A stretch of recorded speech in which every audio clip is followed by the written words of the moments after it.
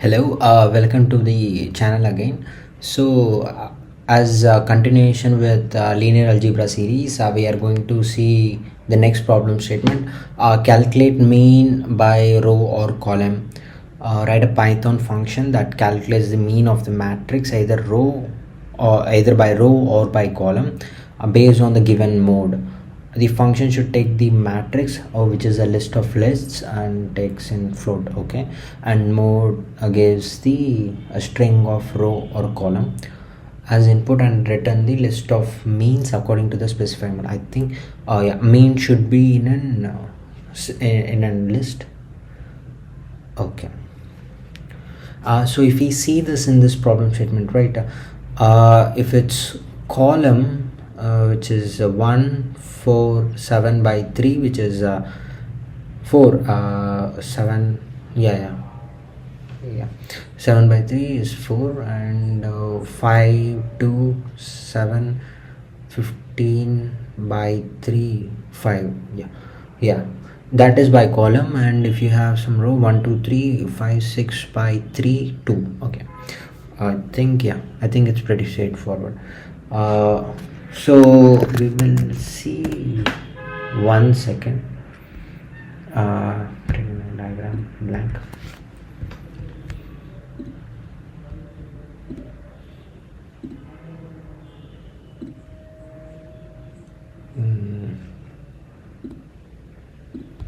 Yes, let's say this is an array, matrix, right? It can be an square or a non-square matrix, it doesn't matter.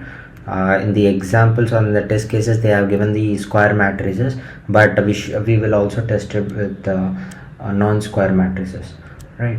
So let's say we have these matrix, and we wanted to calculate it by row or column. So how do we go about calculating it, right? Let's say for column, you would go through each and elements in the each column, which means let's say you have an matrix of size n cross m, okay. This is n, let's say n cross m. In this case, you have n and m as equal, right? You have a matrix of n cross m, which is n rows and m columns, right? So for column wise, you have to go through each m, which is your algorithm should be of big of n and big of m, and your space takes a big of m complexity, right? So for m columns, you would go through each column, and then you just try to sum all these up, and then have the value, so that you can put it. That is a brute force approach. And similarly for row, for each row you go through each row, and which takes a big O of n, right? And you access all these values and try to sum it up, and then have a mean according to it. So it will be done. It will be of big O of n, but in order to access all these elements, for example, for in the mode of row mode, right, for this row you have to access this one, and so on up to these many columns, right? And then you have to sum it up. Unless and until you know all these values, you cannot have the exact thing. And it's similar the case with this one also. It's similar the case with the column mode also. You have to go through all the elements in the row, and to do that, one thing I do find is, let's take this matrix,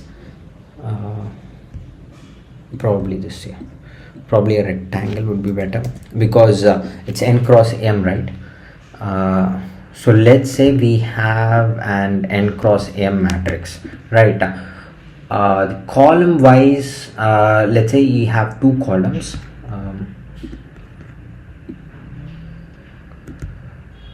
You have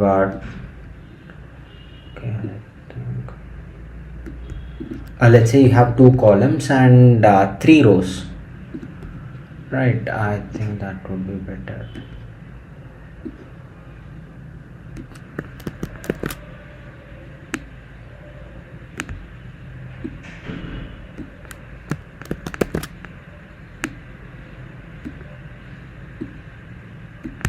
Okay, you have 4 rows and 2 columns, and this is an, sorry, 4 cross 2 matrix, right? And if the mode is through column, you will have an list of 2 values, which is one for this and one for that. For each one, you can try to take up the sum of all these things, and for this one and for this one, you have to take the sum of all these things, and you have the values. How do you effectively do that without big of n square?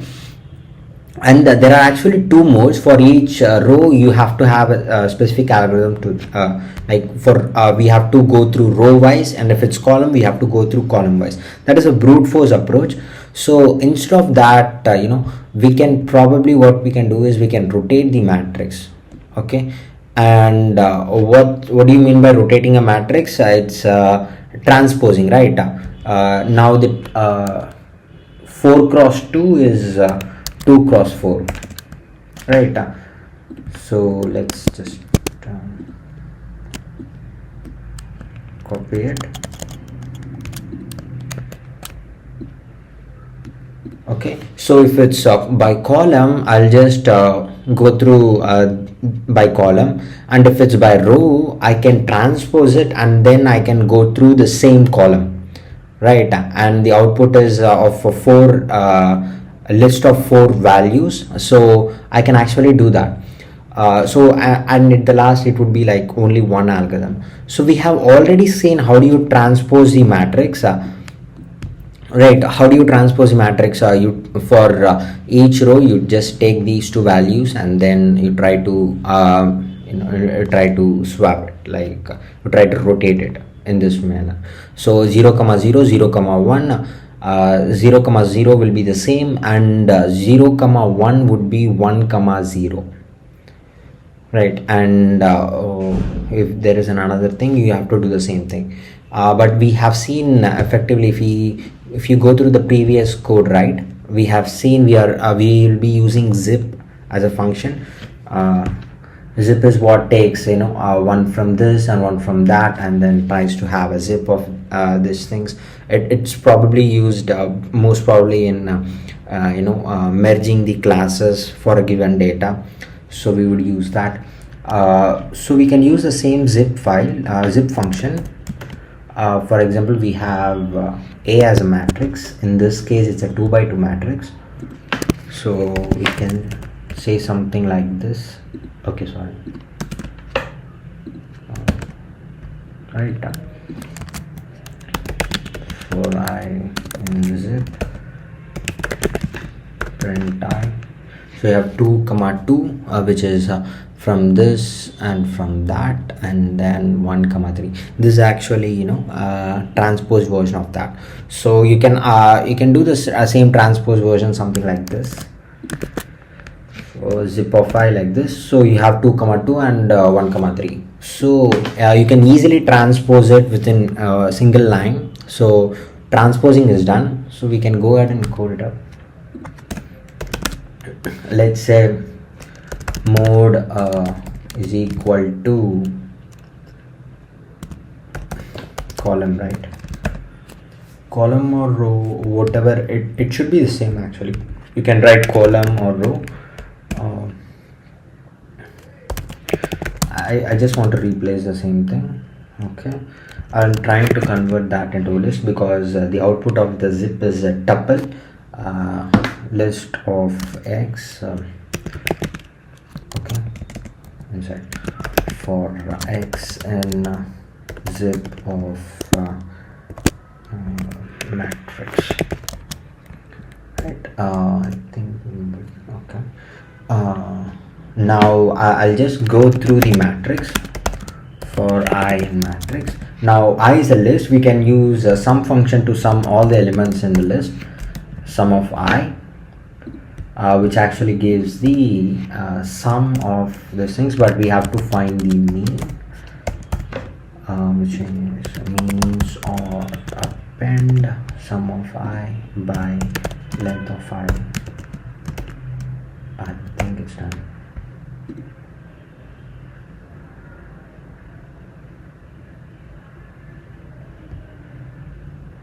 to, okay, if it's row, right, one second, if it's row, why should I have to change it? Because okay, yeah, if it's column, then transpose. Yes. For example, why I mean, it's a mistake. It's a column, right? Only in the column case we do have to transpose it. Okay. For example, in the case of row, you would be seeing each column, right? That would be actually not optimal, because for each column you would have to get the list in separate list, and then you have to submit. But in the row wise case, it would be very much easy, because list of lists, it's actually this list contains already in a list, so that we can actually sum it up. So we can use column and go ahead with that. Yeah. So this is what maybe you can try to optimize it within like this. Sum of I for I in matrix, and try to give this one and this one, right?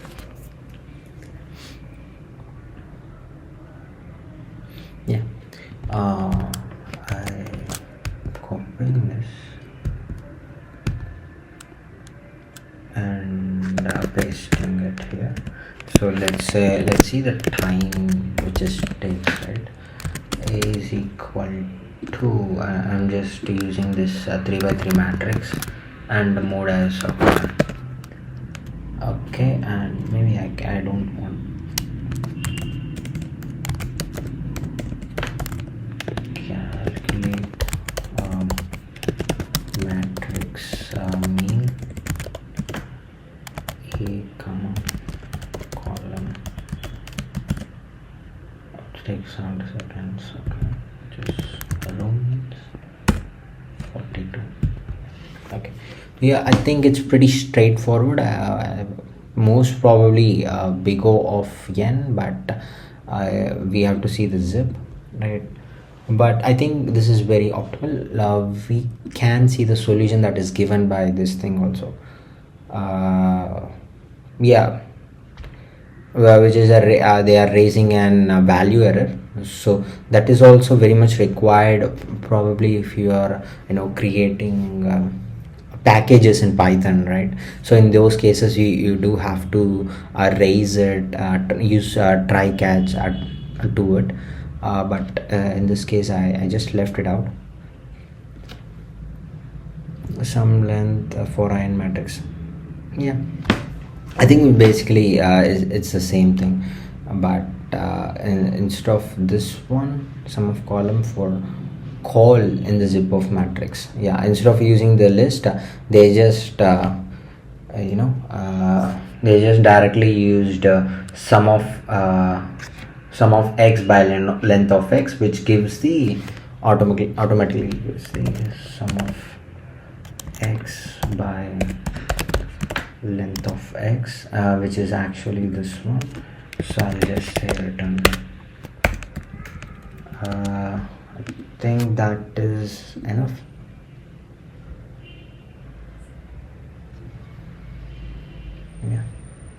Yeah. So I think that's one optimization. You can directly return it, no need to go through it twice.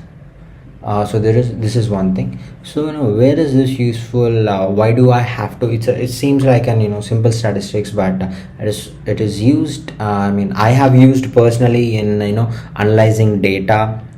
For example, in statistics, right? In a pandas data frame, I have to see the mean of that. For example, I have used a mean imputation, median imputation, mode imputation, those kind of imputation techniques for my data. So if there are any missing values, I just have to find the mean, and then replace what are the null values as the mean, which is mean imputation, median, and mode. And I will just compare with other models, how does each mean or median imputation helps the learning process of the model.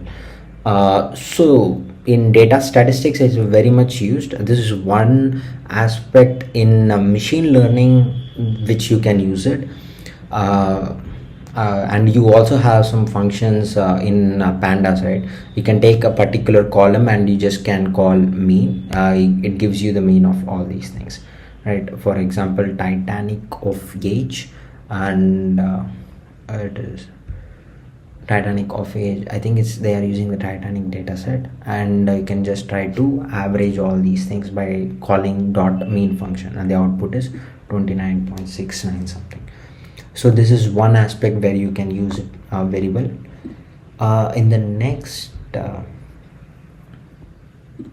video, we will be seeing a scalar multiplication of the matrix. That is the second thing, and then transformation matrix from basis B to C, and then sparse matrices, and so on.